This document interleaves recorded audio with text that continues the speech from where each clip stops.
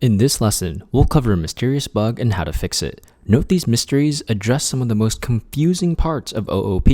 If you're feeling overwhelmed, I suggest skipping these mystery sections on the first pass, revisiting them on a second pass through the course. Just like before, navigate to repl.it/languages/python3. Then, I suggest placing your Skillshare and repl.it windows side by side as shown here. First up is the class. Try to create a class called light. Pause your video here if you don't want a hint. Alright, and here is now your hint. This is the format for a class definition. Let's now write the solution. We're going to define a class light. For this next step, we'll instantiate these lights. Instantiate the light classes 2 times. Name your instances A and B.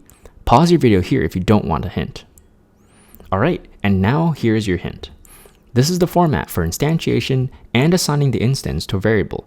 Let's now write the solution. It's okay if you didn't know what to write.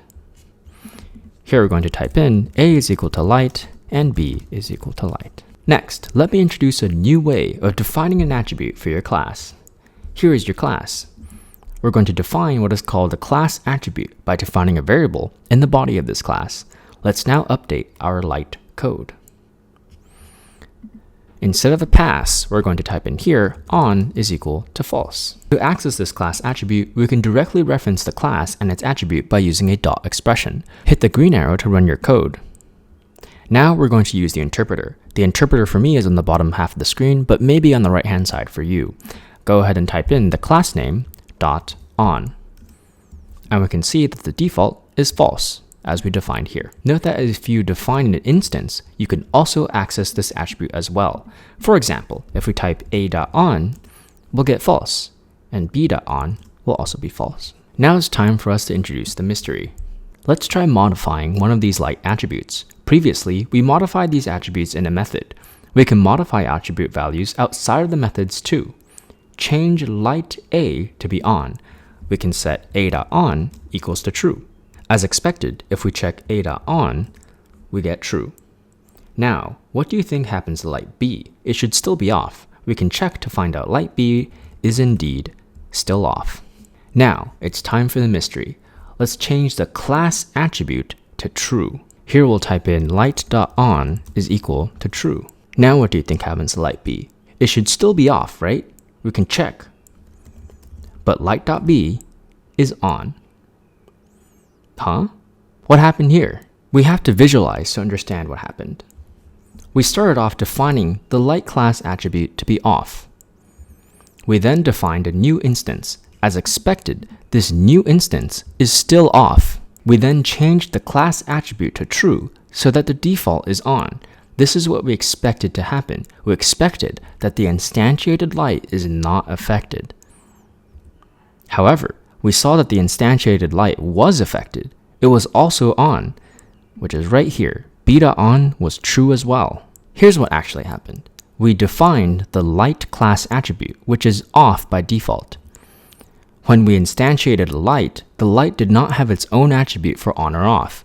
Instead, the light instance still had a class attribute. As a result, when we changed the class attribute, the instance's on attribute changed as well. Takeaway is that class attributes are always shared. Let's now explore another mystery. We're going to now set light.on equals to false.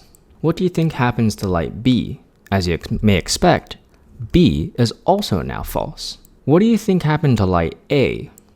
If we type in a.on, light A is actually still on. What? How does light A escape the shared attribute?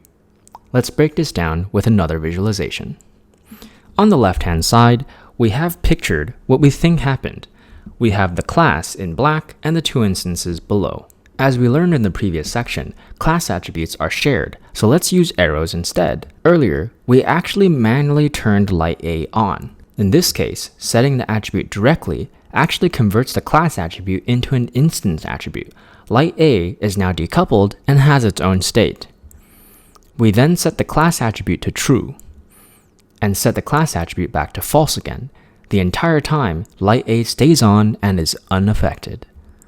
Takeaway is that class attributes are shared, but instance attributes are not. This also leads us to a tip to avoid this confusion. The tip is to not modify class attributes in your program. This will save you the headache we illustrated. For a copy of these slides and the finished code for this lesson, make sure to check out the course website. This concludes the lesson. In the next lesson, we'll introduce a new concept.